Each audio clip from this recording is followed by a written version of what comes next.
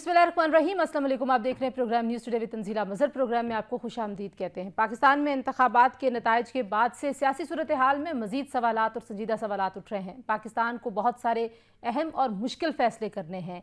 जिस तरह से मैंडेट के ऊपर सवाल हैं, ये कहा जा रहा है कि ये नाजायज़ मैंडेट है और उन लोगों को हुकूमत दी जा रही है जिनको अवाम ने नहीं चुना, तो फिर ये मुश्किल फ़ैसले कैसे होंगे? जिस सियासी इस्तेहकाम की पाकिस्तान को ज़रूरत है, वो सियासी इस्तेहकाम कैसे लाया जा सकता है?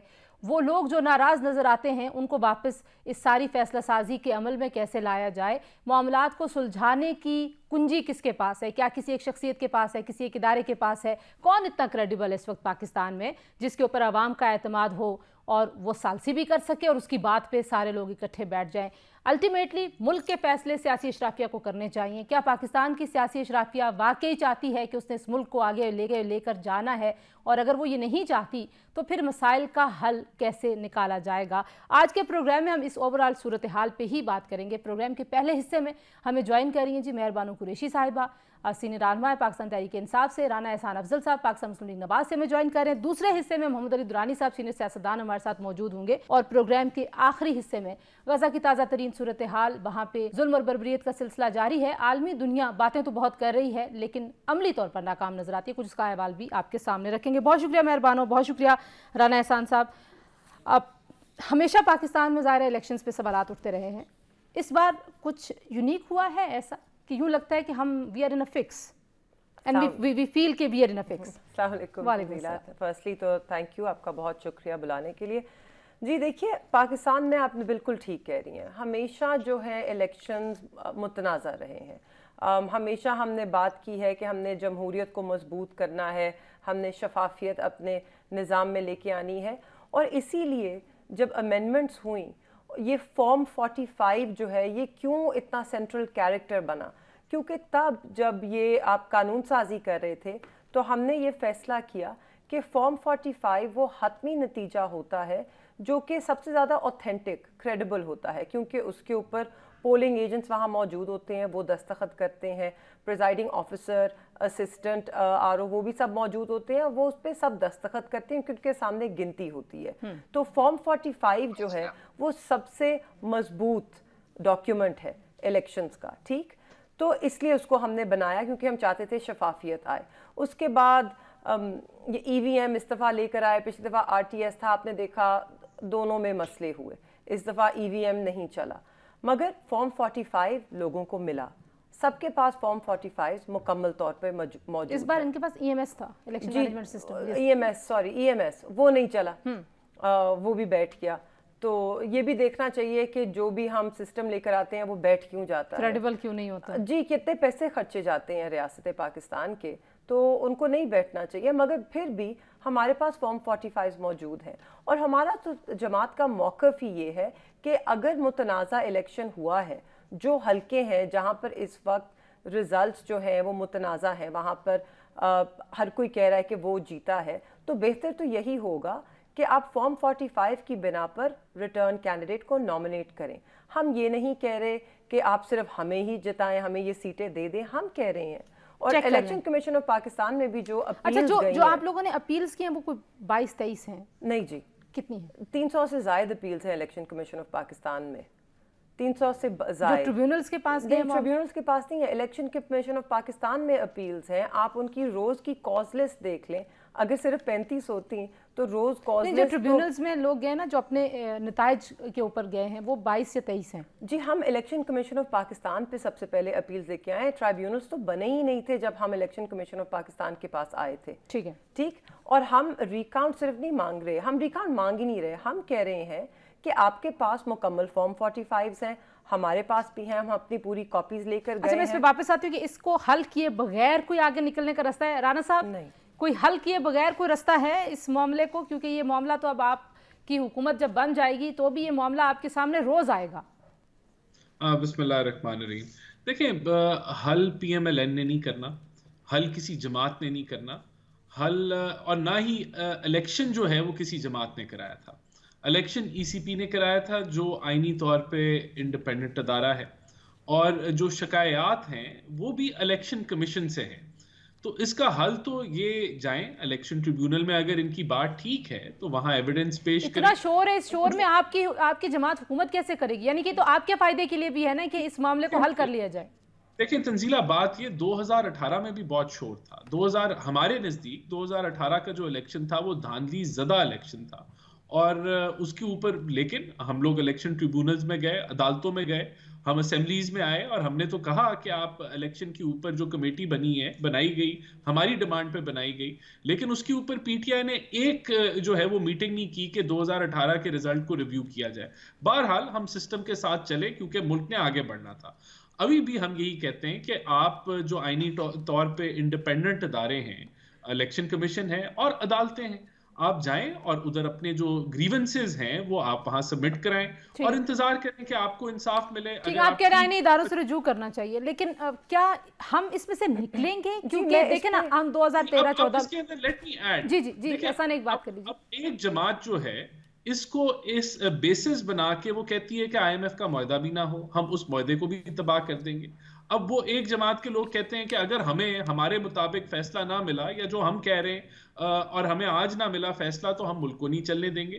تو اگر یہ اس طرح کی حرکت کریں گے تو پھر ڈیفینیٹلی اگر قانون کو ہاتھ میں لیں گے تو قانون ٹھیک ہے. اچھا، وہ تو بعد کی بات ہے. ابھی تو جو گریوینس ہے کہ اس کا let me address every thing that Rana صاحب ہیز سیڈ. ٹھیک ہے، وہ کہہ رہے ہیں سولوشنز ٹرائیبیونلز ہیں. وہ خود اپنا ابھی رونا رو رہے ہیں کہ ہم ٹرائیبیونلز میں گئے، آج تک کیسز چل رہے ہیں، کچھ نہ ہوا. ٹرائیبیونل سولوشن نہیں ہے. ٹرائیبیونلز میں صرف بات لٹک جاتی ہے. اس وقت حکومت سازی کے لیے ایک ایسی جماعت سامنے آ رہی ہے جس کے پاس عوام کا مینڈیٹ نہیں ہے. بہت مشکل فیصلے ہیں، بہت مشکل فیصلے کرنے ہیں، اور وہ یہ نہ اکیلے میں کر سکتے ہیں. آپ کو کہا تھا انہوں نے آپ بنا لیں حکومت، نہ ہی لوگوں کے اعتماد کے بغیر. جی ہمارے پاس مکمل نمبرز نہیں ہیں کسی کے ساتھ بیٹھ جائیں. ہم نے پہلے ہی اصولی موقف لیا تھا کہ ہم آئندہ، خان صاحب نے کہا تھا، ہم کسی لولی لنگڑی حکومت کو نہیں بنائیں گے. جب ہمیں عوام مینڈیٹ دے گی ہم اس مینڈیٹ پر حکومت کریں گے. ٹھیک، کیونکہ ہم اپنے نظریے پہ چلنا چاہتے ہیں. عوام نے ہمیں مینڈیٹ دیا ہے، عوام کے مینڈیٹ پہ ڈاکہ ڈالا گیا ہے. ٹھیک، ہم نون لیگ سے نہیں کہہ رہے کہ وہ اس کو سلجھائیں، کیونکہ وہ سلجھانے والے نہیں ہیں. ای سی پی کی جہاں تک بات ہو رہی ہے، ای سی پی کا کردار تھوڑا مشکوک رہا ہے اس الیکشنز میں. آپ نے دیکھا کس طرح وہ ہماری جماعت کے خلاف پارٹی بن کر آئے، ہمارا نشان چھیننے آئے. پھر آپ نے دیکھا فری اینڈ فیئر الیکشنز کے لیے ہوتا ہے ایک لیول پلینگ فیلڈ، وہ نہیں دیا گیا. ہم نے کمپلینٹس بھی کی، اس پہ الیکشن کمیشن آف پاکستان نے کوئی ایکشن نہیں لیا. مگر پھر بھی وہ ادارہ ہے، ہم ان کے پاس جا رہے ہیں. عدالتیں ہیں، ہم عدالتوں میں جا رہے ہیں. پارلیمان میں ہم پھر بھی آئیں گے، ہم اپنا کردار ادا کریں گے. مگر اگر یہ کہہ رہے ہیں کہ پارلیمان تب بھی چلا، آپ کو یاد ہے کس طرح چلا پارلیمان؟ کیا پارلیمان صحیح طریقے سے چلا؟ روز شور ہوتا تھا وہاں پر، روز لگتا تھا کہ کسی منڈی میں، مچھلی منڈی میں آ گئے ہیں. تو کیا آج جس نازک موڑ پہ پاکستان کھڑا ہے، کیا ہم اسی طرح کا پارلیمان چاہتے ہیں کہ ایک مچھی منڈی ہو، وہاں پہ شور شرابہ ہو، وہاں پہ قانون سازی نہ ہو؟ حزب اختلاف بن جائیں؟ نہیں، ہم تو بنیں گے، ہم تو دیکھیں ہم بنیں گے. مگر ہم جو ہمارے، پلیز سر ڈونٹ انٹرپٹ، ہمارے لوگوں کے جو ووٹ پہ ڈاکہ ڈلا ہے، ہم اپنے ووٹر کے بھی تو جواب دہ ہیں نا. نہیں، آئی وانٹ ٹو سے سم مور. یہ جو کہہ رہے ہیں کہ ہم نے ملک کو آگے بڑھایا اور پارلیمان میں آئے، تو کس طرح کیا؟ آئی ایم ایف پہ یہ بات کر رہے ہیں. تو دیکھیے، ہم آئی ایم ایف سے یہ نہیں کہہ رہے پاکستان کو قرضہ نہ دیں، مگر یہ تناظر دیکھیں کس تناظر میں گفتگو ہو رہی ہے. جب 2023 میں جنوری میں آئی ایم ایف کا وفد آیا تھا پاکستان، وہ خان صاحب کو ملنے آیا، ان کی وہاں گفتگو ہوئی. انہوں نے خان صاحب کو ایک بات بڑی کیٹیگورکلی کہی کہ ہم گارنٹی کرتے ہیں کہ الیکشنز وقت پر ہوں گے اور الیکشنز شفاف ہوں گے. انہوں نے کیسے گارنٹی کر سکتا ہے؟ آئی ایم ایف نے کہا، جی آپ اخبار پڑھ لیں، I'll come to that too sir کہ آئی ایم ایف کیسے کر سکتا ہے، بٹ آپ اخبار پڑھی. یہ آئی تھنک 7 جنوری کا اخبار ہوگا، نکال لیجیے. اس میں لکھا ہے I M F says assured that elections would be held on time and fairly. انہوں نے یہ بھی کہا کہ جو لون اگریمنٹ ہے ہم نے اس طرح ڈیزائن کی ہے ٹو انشور کہ یہ ہو and we will be monitoring it. یہ آئی ایم ایف کے لفظ ہیں، انہوں نے خود کہا. اس شرائط پہ انہوں نے لون دیا. اب اگر آپ پوچھتے ہیں کہ آئی ایم ایف کیسے کر سکتا ہے، تو آپ کے سامنے بہت سے ایگزامپلز ہیں. وینیزویلا جو ساؤتھ امریکہ ایک ملک ہے، وہ ایک بہت بڑا ایگزامپل ہے. وینیزویلا کو آئی ایم ایف نے کووڈ میں جو ان کا ایک اسپیشل فنڈ تھا کووڈ کے لیے، اس سے بھی پیسے نہیں لینے دے. کیوں؟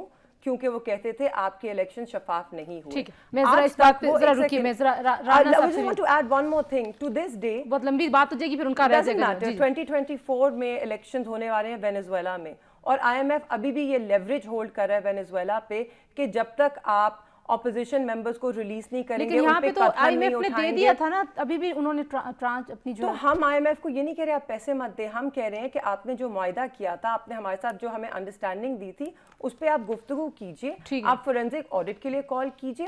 ہم چاہ رہے ہیں کہ جب وہاں سے پریشر آئے گا تو پھر یہاں پہ کارروائی. رانا صاحب, جو معاملات ہیں مشکل فیصلوں کے, ظاہری بات ہے اس میں تو آپ کو ایک پولیٹیکل سٹیبلٹی کی ضرورت ہے. وہ political stability without bringing Pakistan Tehreek Insaf on board وہ شاید پاسبل نہیں ہوگی. تو آپ کو لگتا ہے کہ میاں صاحب کین پلے اے رول, ظاہر سینئر سیاستدان ہیں, یہ شوڈ پلے اے رول, یا زرداری صاحب شوڈ پلے اے رول, کیا دیکھتے ہیں آپ, کیسے آگے بڑھیں؟ سب سے پہلے تو میں کچھ حقائق آپ کے سامنے رکھ دیتا ہوں. 35 پنکچر بھی سچ بیچا گیا تھا پاکستان کو, جو کہ بالکل جھوٹ نکلا. تو اس جماعت کا پروپیگنڈا کا ایک ہسٹری ہے جو کہ بار بار ریپیٹ ہوتی ہے کہ کس طریقے سے یہ عوام کو گمراہ کرتے ہیں. اب انہوں نے کہا کہ مینڈیٹ چوری کر کے ہم آئے ہیں. یہ آپ نے ڈیسائیڈ کرنا ہے کہ ہم مینڈیٹ چوری کر کے آئیں, یا عدالتوں نے ڈیسائیڈ کرنا ہے؟ یہ عدالتوں نے ڈیسائیڈ کرنا ہے. تو آپ جو مرضی موقف رکھیں, اس موقف کو آپ کو ثابت کرنا ہوگا جو آئینی ادارے ہیں ان کے تھرو, جو انڈیپینڈنٹ ادارے ہیں.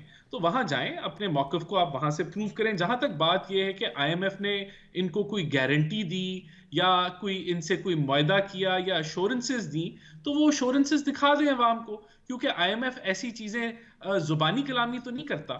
اور اگر زبانی کلامی کی ہے تو پھر یہ بڑی یہ عجیب سی بات ہے. لیکن آئی ایم ایف کا تو میں اس لیے میں کہتی ہوں رانا صاحب آپ ایڈ کر دیجیے, نہیں ایڈ کر دیجیے گا, لیکن فری اینڈ فیئر الیکشنز تو ظاہر ہے پاکستان کے اپنے حق کے لیے بڑے اچھے ہیں نا, وہ تو ہونے چاہیے. کوئی کہتا یا نہیں کہتا, دیکھیں بات یہ فری فیئر الیکشنز تو سب کے لیے اچھے اور ہونے چاہیے, لیکن یہ کہنا کہ آئی ایم ایف نے ان کو گارنٹی دی یا ان کو ایشورنس دی, یہ بالکل غلط بیانی ہے, یہ جھوٹ ہے. کیونکہ اگر ان کے پاس نہیں, آپ اگر ایشورنس دیا آپ دکھا دیں, وہ کوئی ڈاکیومنٹ ہوگا جہاں آپ کو ایشورنس دی, کوئی آپ نے معاہدہ ان سے سائن کیا ہوگا. تو یہ خالی یہ اس طرح کی جو ہے وہ پروپیگنڈا کرنا اور اب ڈیمانڈ کرنا کہ آپ, اور آپ نے بالکل یہ ڈیمانڈ کیا ہے کہ آپ جو ہے ان کو قرضہ نہ دیں, یہ قرضہ دیں گے تو پتہ نہیں قرضے کا کیا ہو جائے گا.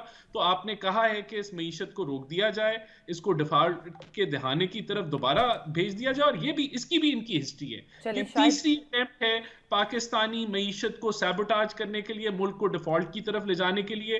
جب ان کی حکومت جاری تھی آئینی طریقے سے, ان کو پتا تھا کہ آئی ایم ایف کا معاہدہ کتنا ضروری ہے, انہوں نے اس معاہدے کو ڈسٹ بن میں پھینک کے, پھاڑ کے ڈسٹ بن میں پھینک دیا اور ملک کو اپنی دلدل میں ڈال دیا. آپ دونوں واپس اسی گفتگو میں, تنزیلہ بفور یو, اب پتہ نہیں شاید آپ اخبار نہیں پڑھ رہے تھے. اس کے بعد انہوں نے دوبارہ جو ہے وہ خط لکھے. اچھا رانا صاحب میں چاہتی ہوں اب آپ نا یہ جو تھوڑی سی آگے کی دونوں بات ایک ایک کر لیں, کیونکہ وقت کم ہوتا ہے, آپ کو پتا ہے سیگمنٹ میں نے کلوز کرنا ہے, لیکن آپ کے پاس خبر ہے, آپ نے خبر نکالی, آپ دکھا رہی تھی خبر جی, گوگل سرچ آپ لوگ بھی کر لیں, اپنے آرکائیو دیکھ لیجئے. رانا صاحب میں آئے پلیز, میں آئے ایک خبر جنوری کی بھی نہیں ہے, جولائی 9 2023.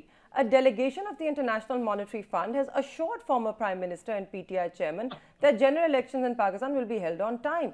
On Friday, officials of the global money lender held a meeting with the PTI chief at his Zaman Park residence. خبر تو آگئی, لیکن اب مجھے I mean, listen, Rana Saab, it's in the papers, it's been published, it's been said by the IMF, they stood by it. وہ کہہ رہے ہیں خبر بھی آپ نے لکھوائی تھی. I really don't know کہ ان سے کس طرح انگیج کیا جائے in good faith. جب یہ اخبار پاکستان کے پرنٹ ہوئے گئے, آئی ایم ایف کی کوئی پریس دکھاتے کہ انہوں نے آپ کو ایشورنس دی تھی, زبانی دی تھی, تو یہ غلط ہے نا. اچھا رانا صاحب دیکھیے, اگر آپ دیکھیے, آپ لوگ اگر بات کرنا چاہتے ہیں کہ کس طرح پارلیمان چلی 2018 میں, آپ کے سامنے ہے میں چاہتی ہوں آگے کی بات پہ یہ لوگ واک آؤٹ کر کے گئے. اور یہ دیکھیے پاسٹ پریزیڈنٹ بھی ہے ہمارے سامنے, بے نظیر بھٹو صاحبہ کی مثال ہے. 2007 میں شاید انہوں نے, جان نیگرو پونٹے جب آ رہے تھے پاکستان, انہوں نے یہی کہا کہ جی جمہوریت بحال کرنے کے لیے, یا جب تک جمہوریت پاکستان میں بحال نہیں ہوتی, آپ پاکستان پہ سینکشنز لگائیں, پاکستان کو ایڈ مت دیں, ملٹری ایڈ کینسل کیجئے. یہ مثالیں ہیں, اور یہ کیوں ہیں, لیکن نہیں اس پہ بات کرنے نا, کیوں ہیں, کیا وہ نقصان پہنچانا چاہ رہی تھی پاکستان کو؟ یہ تو میں پیپلز پارٹی سے بھی پوچھتی ہوں جو آج یہ موقف لے کے بیٹھے ہیں. نہیں, کیونکہ پاکستان کو سب سے زیادہ نقصان اس وقت اس بات سے ہو رہا ہے کہ یہاں پر جمہوریت پر، لوگوں کی آواز پر، ان کے ووٹ پر ڈاکہ ڈالا گیا ہے۔ حالات بہتر کیسے ہوں گے؟ ون لائن میں بتائیے کیسے معاملات سیاسی طور پر بہتری کی طرف جائیں گے؟ حالات بہتر تب ہوں گے جب آپ عوام کو صرف ووٹ کو عزت دو کا چورن نہیں بیچیں گے، مگر لوگوں کی ووٹ کی عزت کریں گے، ان کے مینڈیٹ کو تسلیم کریں گے اور ان کی رائے کے آگے اپنا سر جھکائیں گے۔ رانا صاحب کیسے حالات بہتری کی طرف جائیں گے؟ یہ جو پولرائزڈ قسم کی سیاست ہے، ظاہر ہے اس سے ملک کا نقصان ہو رہا ہے، مسلسل ہو رہا ہے۔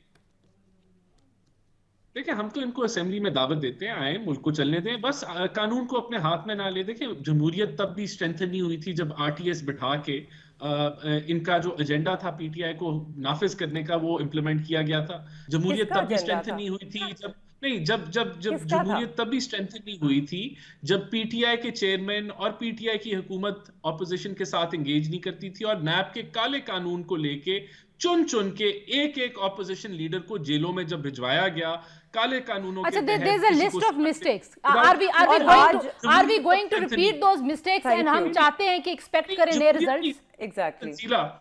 تنزیلہ بات یہ ہے، یہ جمہوریت کی بات کریں نا تو ان کو یاد ہونا چاہیے کہ جب ان کے اپنے صدر پرویز الہی صاحب کہتے تھے کہ یہ تو حکومت نیپی چینج کر کے چلتی رہی ہے تو اس سے جمہوریت اچھا یہ پھر آپ واپس اسی بات، میرا خیال ہے کہ Pakistan needs a fresh start and people like you Rana sahib and Mehar Bano like we have really hopes from you, کیونکہ آپ لوگ ینگ لوگ ہیں اینڈ وی وانٹ کہ وہ جو فریش سٹارٹ پاکستان کی پالیٹکس کو چاہیے وہ آپ لوگ لے کے آئیں۔ بہرحال جی ایک بریک کے بعد واپس آتے ہیں، ہمارے ساتھ رہیے جی۔ پروگرام میں ایک بار پھر آپ کو خوش آمدید کہتے اور بات کریں گے ہم محمد علی درانی صاحب، سینئر سیاستدان ہمارے ساتھ موجود ہیں۔ بہت شکریہ درانی صاحب، سب سے پہلے آپ کی طرف ہی آئیں گے۔ اب اسپیکرز بھی منتخب ہو گئے پنجاب کے، سندھ کے، حکومت سازی میں بھی کافی پیش رفت ہو چکی ہے، آئینی عہدے بھی پاکستان پیپلز پارٹی اور پاکستان مسلم لیگ نواز آپس میں بانٹ چکی ہے، لیکن جو سب سے بڑا سوال ہے کہ پاکستان میں سیاسی حالات کو استحکام کی طرف لے کر جانا، آپ کو لگتا ہے حکومت آ جائے گی تو یہ معاملہ ذرا بہتری کی طرف چل پڑے گا یا یہ کنفیوژن ایسے ہی رہے گا اور حالات اتنے ہی خراب رہیں گے؟ بسم اللہ الرحمن الرحیم۔ جہاں تک حکومت کے آنے کا تعلق ہے، دعا تو یہی ہے کہ حکومت آئے اور اس کے نتیجے میں پاکستان کو استحکام ملے، معاشی استحکام ملے، جو ترقیاتی استحکام ملے۔ لیکن اب جو ایشو ہے وہ یہ ہے کہ جس بنیاد پہ یہ حکومت کھڑی ہے وہ بنیاد تو نہ عوام کے بیچ میں سے اٹھ رہی ہے اور نہ ہی وہ کسی لیجٹمیسی میں سے اٹھ رہی ہے، بلکہ یہ جو بنیاد جس پہ موجودہ حکومت کھڑی ہے وہ خود ایک شرمندگی کی بنیاد پہ کھڑی ہوئی حکومت ہے، ایک ایکسپلائٹیشن کی بنیاد پہ کھڑی ہوئی حکومت ہے، عوام کے مینڈیٹ کو انکار کر کے کھڑی ہوئی حکومت ہے۔ تو ایسی حکومت سے، حکومت تو ہے اور حکومت بن بھی گئی ہے، حکومت کے اپنے لوگ جتنے شرمندہ نظر آتے ہیں۔ درانی صاحب یہ اس شرمندگی کے بارے میں بھی میں بات کروں گی، لیکن آپ نے کہا کہ مینڈیٹ کو انکار تو نہیں ہوا نا۔ پیپلز پارٹی نے بھی پاکستان تحریک انصاف کے جیتنے والوں کو کہا، نون لیگ نے بھی، شہباز شریف صاحب نے پریس کانفرنس میں کہا کہ حکومت سازی آپ کر لیں۔ اب پاکستان تحریک انصاف کہتی ہے مرزا یار اکیلا پھرے گلیوں میں اور کوئی ہونا نہیں چاہیے ملک میں، وہ پرانی روش ہے، وہ بھی تو نہیں سیکھے ہیں، وہ کہتے ہیں ہم کسی سے بات نہیں کریں گے۔ تو کچھ مینڈیٹ ان کو بھی عوام نے مینڈیٹ دیا تھا نا، وہ کیا کرتے پھر رہے ہیں؟ دیکھیں جی، مرزا یار کو کی ٹانگ باندھ دیں آپ، اس کی آنکھیں باندھ دیں، اس کی آپ سیٹیں باندھ دیں، مطلب یہ ہے کہ مرزا یار کو اگر آپ ایکسیپٹ کر رہے ہیں تو پھر ان کو ان کی اسپیشل سیٹس دیں، ان کو ان کی ویمن سیٹس دیں، ان کو ان کی پارٹی دیں، ان کو ان کا حق اختیار اور اقتدار دیں۔ اور باقی یہ ہے کہ جہاں تک سوال ہے کہ اس وقت جس بنیاد کے اوپر آپ نے الیکشن لڑا ہے، الیکشن سے پہلے ہی الیکشن متنازع ہو چکے تھے، الیکشن سے پہلے ہی آپ نے انتخابی نشان چھین لیا تھا، الیکشن سے پہلے ہی آپ نے کینڈیڈیٹس کو چھپنے پہ مجبور کر دیا تھا، حتیٰ کہ آج جب اسمبلیوں میں الیکشن ہونے ہیں تو جو کینڈیڈیٹس ہیں وہ اسمبلیوں تک نہیں آ سکتے۔ تو مطلب یہ ہے کہ یہ مینڈیٹ پولیس کا دیا ہوا مینڈیٹ ہے، یہ مینڈیٹ جو ہے یہ تھانے کا مینڈیٹ ہے جو آج اسمبلی تک پہنچ گیا ہے۔ تو آپ کو شرمندہ، آپ کو جیتنے والے شرمندہ نظر آتے ہیں، آپ یہ کہہ رہے تھے؟ That was interesting. آپ کو باڈی لینگویج سے ایسا لگتا ہے یا کسی نے آپ کے، ظاہر ہے آپ کے بہت دوست ہیں پرانے سیاستدان، تو کسی نے اظہار کر دیا کہ ہم جیت کے بھی شرمندہ ہیں؟ ہاں نہیں، میں نے تو پہلے دن کامنٹ، جس دن میاں صاحب نے وکٹری سپیچ کی تھی، میں نے کہا میاں صاحب کی جو الفاظ تھے وہ وکٹری کے تھے، ان بیچاروں کی جو فیس تھا وہ شکست کا تھا۔ مطلب ان کی، میاں صاحب کی ایک خصوصیت ہے یا ان کی اچھائی ہے کہ ان کی سکن بہت وہ ہے، ट्रांसपेरेंट है। वो जब गुस्से में होते हैं तब भी पता चल जाता है, शर्मिंदा होते हैं तब भी पता चल जाता है, खुश होते हैं तब भी पता चल जाता है। तो जब वो विक्ट्री स्पीच कर रहे थे, उनका चेहरा और आंखें जो थी वो शिकस्त की दास्तान सुना रही थी। और आज भी आप देखें कि उन्होंने मतलब वजीर आजम का इश्तिहार तक पार्टी ने दे दिया, और एयरपोर्ट से उतरने से लेके और अंगूठा लगवाने से लेके हर वक्त उन्हें एज वजीर आजम जो है वो अवाम के जहनों पे इम्पोज किया। लेकिन आखिर में मियां साहब ने महसूस कर लिया कि मैं जितनी की मेरी मतलब एज है, जितनी मेरी सियासत है, मुझे वारा नहीं खाती ये कामयाबी। तो जो आ रहे हैं हुकूमत की फ्रंट सीट पे, उनको बारा खाती है। जाहिर है अल्टीमेटली पार्टी की बुनियाद पे ही परफॉर्मेंस को देखा जाएगा ना, पार्टी ने ही कल वोट देना है। मरियम बीबी का भी बता दीजिए कि वो उनके ऊपर कितना बड़ा चैलेंज होगा इस तरह के शोर गोगे में, एक बहुत ही अहम ओहदे पे वो फाइज होने जा रही हैं। देखिए, आपने पार्टी की बात की है तो मैं बड़ी माजरत से कह देता हूँ कि जो पार्टियां इस वक्त हुकूमत या इक्तदार की तरफ बढ़ रही हैं वो पार्टियां नहीं है, वो खानदानी आमरीयतें हैं। और ये आमरीयतों का इक्तदार तक पहुंचने का आखिरी मौका है। ये मेरी बात तारीख में याद रखें आप। मैं ये कह रहा हूं कि ये वो आखिरी मौका है जो इन्होंने पुरानी बुनियादों के ऊपर, और जिसे कहते हैं वो जिसमें टर्माइट लगी हुई जो है वो लकड़ियों के ऊपर चल के जो है बैसाखियों के ऊपर इन्होंने दीमक से ताकियों पे चढ़ के जो इन्होंने इक्तदार हासिल किया, ये इनका आखिरी इक्तदार है। और इनकी खानदानों तो इक्तदार नहीं है, ये फैमिलीज का इक्तदार है। अच्छा। और ये फैमिलीज का इक्तदार जो है, अगर ये अब भी आवाम को कुछ नहीं दे सका, अल्लाह करे दे, मेरी तो पूरी दुआ है।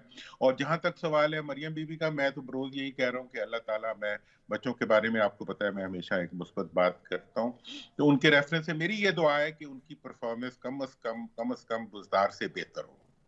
और अगर वो बुज़दार साहब से भी मतलब आप ये नहीं कह रहे कि शहबाज शरीफ साहब तक कि वो जितनी उनका म्यार है वहां तक चली जाए, उनसे बेहतर हो जाए? Why not?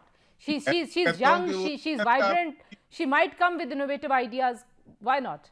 देखें, अगर वो इनोवेटिव, वो हाथ कंगन को आरसी क्या, जिस दिन वो आएंगी, जिस दिन वो चलेंगी, मतलब अभी तक तो सिर्फ इतना हुआ है कि अवाम ने उन्हें वो मैंडेट नहीं दिया जो उनकी हैसियत को मजीद ग्लोरीफाई कर देता। उनकी कैंपेन के नतीजे में उनके वालिद साहब जो हैं वो वजीर आजम नहीं बन सके। उनके सारे जो बिहेवियर और रवैये और जो रास्ते उन्होंने बनाए, उनके नतीजे में उनकी पार्टी जो थी उसको अवाम के अंदर वो पजीराई नहीं मिल सकी जिसको वो एक्सपेक्ट कर रही थी। फिर उस पजीराई को हासिल करने के लिए उन्हें काफी पापड़ बेलने पड़े। बहरहाल जो भी कुछ है, अब रिजल्ट आ गए। रिजल्ट के बाद जो अब अगला रिजल्ट आना है वो इनकी परफॉर्मेंस का आना है। अच्छा, परफॉर्मेंस एक तो ये है ना कि जाहिर है वो कितने तरक्याती काम करेंगी, कैसे दाद रसी करेंगी मजलूमों की, अवाम के लिए क्या करेंगी। जो सियासत है, सियासत के हवाले से बताइए कि जो तकसीम है, इस तकसीम में जो सबसे बड़ा बंटवारा है वो नौजवानों का पुरानी क़यादत से हो गया। जो अलहदगी है उन नौजवानों को आपको लगता है कि अब ये जो 5 साल है मरियम बीबी और बिलावल साहब को कुछ ज़्यादा तवज्जो देने की ज़रूरत है, उन नाराज़ नौजवानों को वापस लाने की ज़रूरत है? देखें, मैं आप ये जब आप नौजवानों की बात करते हैं ना, वो बहुत बड़ी रियलिटी है, लेकिन ये मुकम्मल रियलिटी नहीं है। इस वक्त पाकिस्तान की सोसाइटी के 2 सेगमेंट्स हैं जिन्होंने मुकम्मल तौर पे मौजूदा सेटअप को रिजेक्ट किया। आप जाके इलेक्शन के रिजल्ट्स उठा के देख लें। 2 सेगमेंट्स हैं, एक नौजवान है और दूसरा खवातीन है। खवातीन तो बूढ़ी खवातीन से लेके जवान खवातीन तक किसी ने भी इनका साथ नहीं दिया। आप विमेन पोलिंग स्टेशंस के जाके रिजल्ट उठा के देख लें। तो बात यह है कि अवाम की तरफ से नौजवानों का कॉन्फिडेंस ना मिलना और खवातीन का कॉन्फिडेंस ना मिलना, ये बहुत बड़ा चैलेंज है। और मैं आपको बता दूं, नौजवान से मत्था लगाओ तो चलो गुजारा हो सकता है, लेकिन खातून से मत्था लगाओ तो गुजारा नहीं होता। लिहाजा इस रेफरेंस से मैं ये बताना चाहूंगा कि इस वक्त ये बहुत बड़ा चैलेंज है उन लोगों के लिए जो इस वक्त सिलेक्ट होके, इलेक्ट होके हुक्मरान बनने जा रहे हैं। क्या करना चाहिए अब? ये जो अब इसमें एक जो मामला है पाकिस्तान तहरीक इंसाफ, उनके साथ मामलात किस डगर पे चलने चाहिए? कोई बहुत सारे लोग, कल शायद हकान अब्बासी साहब हमारे प्रोग्राम में आए हुए थे, वो हमेशा से आपको पता है ट्रूथ एंड रिकन्सिलिएशन कमीशन की बात करते हैं। बहुत सारे आप जैसे लोग भी हैं जो कहते हैं एक ग्रैंड डायलॉग की ज़रूरत है जिसमें वे फॉरवर्ड ढूंढे। और मेरा ख्याल है कि सियासी अशराफिया को ही ये काम जो है वो साजता है कि वही करें, उन्हीं को अच्छा लगेगा। تو کیوں نہیں آغاز کر لیا جائے حکومت سازی کے فوراً بعد اسی عمل کا؟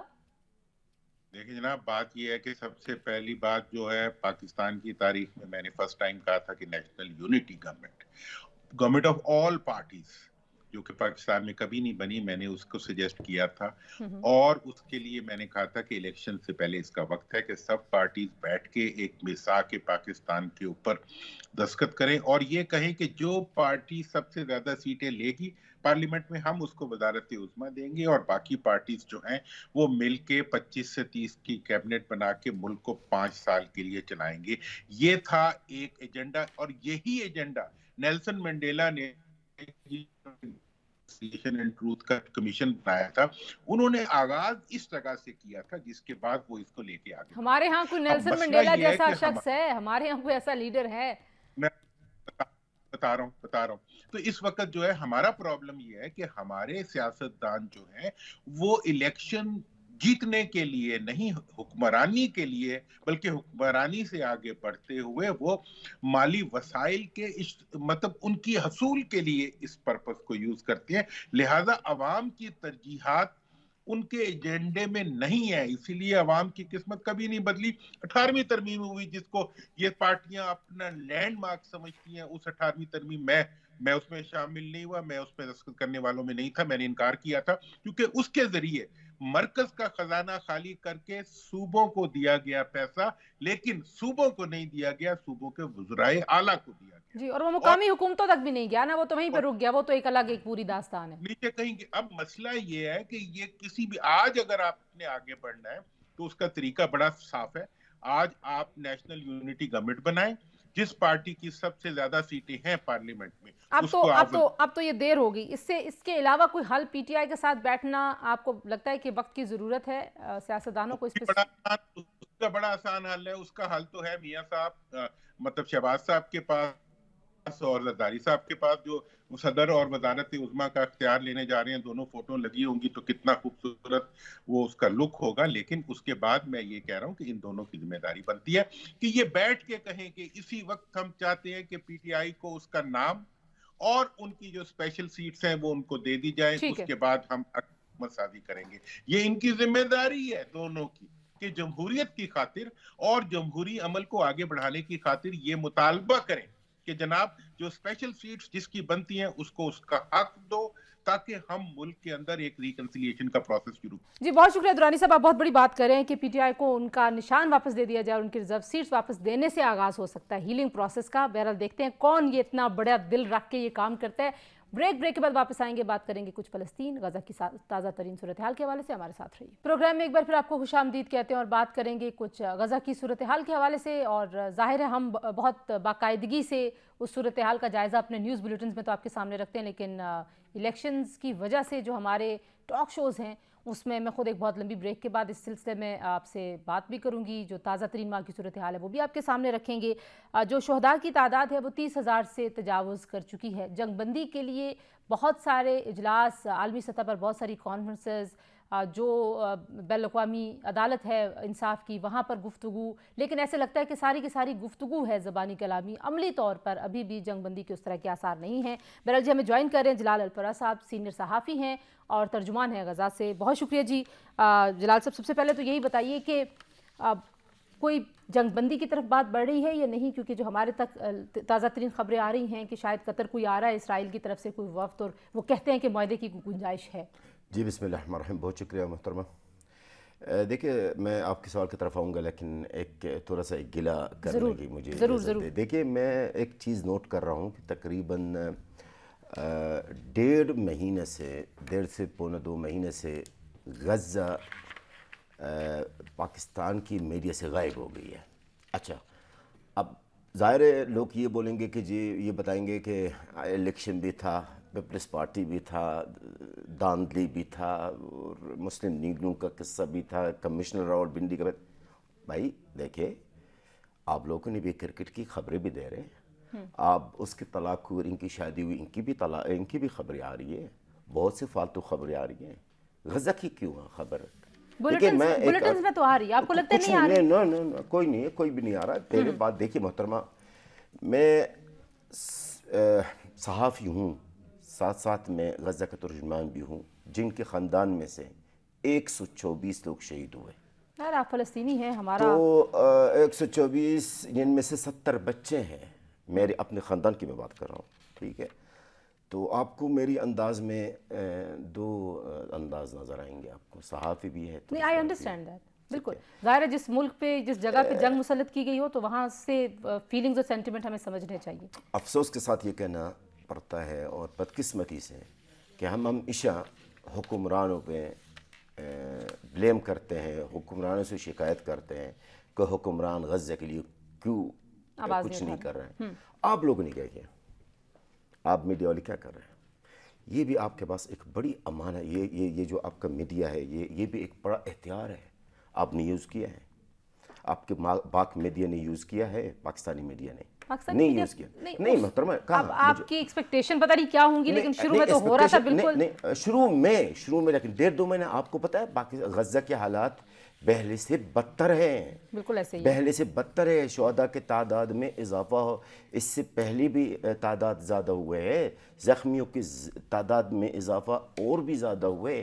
لوگ بے گھر پہلے سے زیادہ ہوئے ہیں. یعنی غزہ کا جو اس وقت موجودہ صورتحال ہے وہ شروعات سے زیادہ خراب ہے.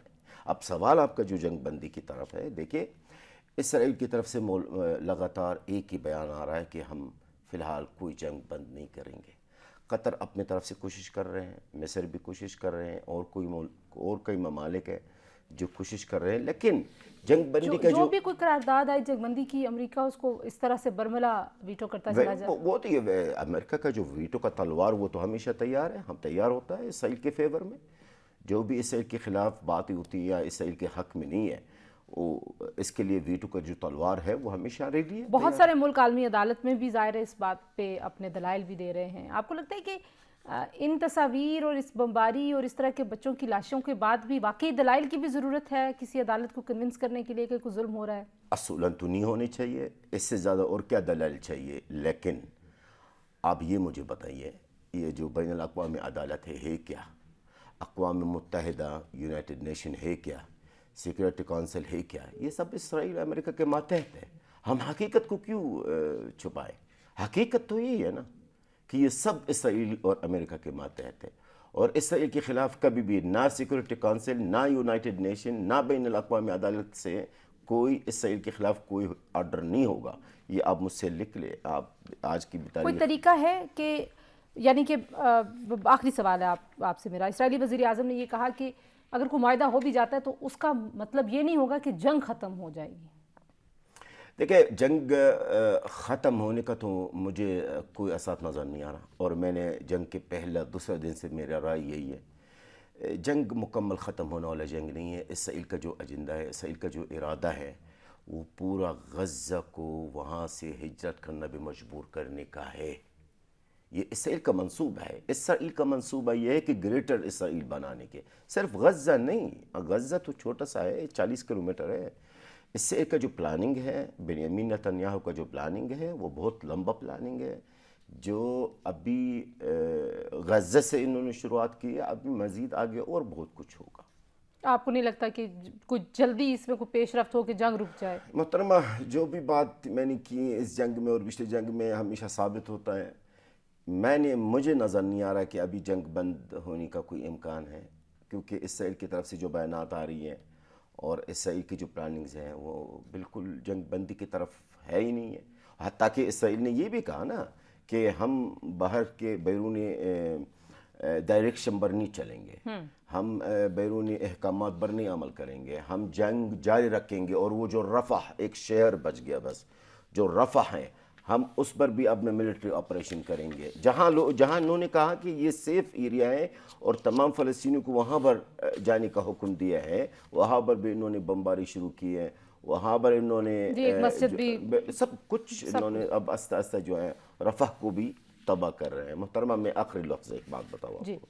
دیکھیے، اس وقت غزہ کی موجودہ صورتحال، آپ نے یہ سوال مجھ سے نہیں کیا، میں آپ کو بتاؤں، قیامت الصغری سے بھی زیادہ ہے. غزہ کے عوام، آپ کے بہن بھائی وہاں پر، ان کے پاس کھانا نہیں ہے، پینا نہیں ہے، کوئی ہسپتال نہیں ہے. ہمارے بچوں کے، خواتین کے، مردوں کی لاشیں روڈوں پر پڑے ہوئے ہیں. ان کو بے ادبی معاف کتے اور بلے کھا رہے ہیں. किसी भी किस्म का कोई ऊपर हाल नहीं है और कोई मदद करने वाला अल्लाह के सिवा हमें नज़र नहीं आ रहा। और आपको कोई जंग बंदी के इम्कानात भी नज़र नहीं आते? नहीं, जलाल अनवर साहब बहुत शुक्रिया। हम आपको दोबारा भी दावत देंगे इंशाल्लाह। और ये जो सूरत हाल है इसमें जो आवाज़ उठाने की आपने बात की, यकीनन आवाज़ उठानी चाहिए और आलमी बरादरी से ज़ाहिर आपको बहुत ज़्यादा तवक्कुआत नहीं है। ऐसे लगता है कि बहुत लिप सर्विस है और अमली तौर पर शायद नाकामी की ही सूरत हाल अभी तक नज़र आ रही है। बहरहाल जी, आज से प्रोग्राम के लिए इतना ही। इंशाल्लाह दोबारा आपसे मुलाकात होगी। अपना ख्याल रखिए। अल्लाह हाफ़िज़।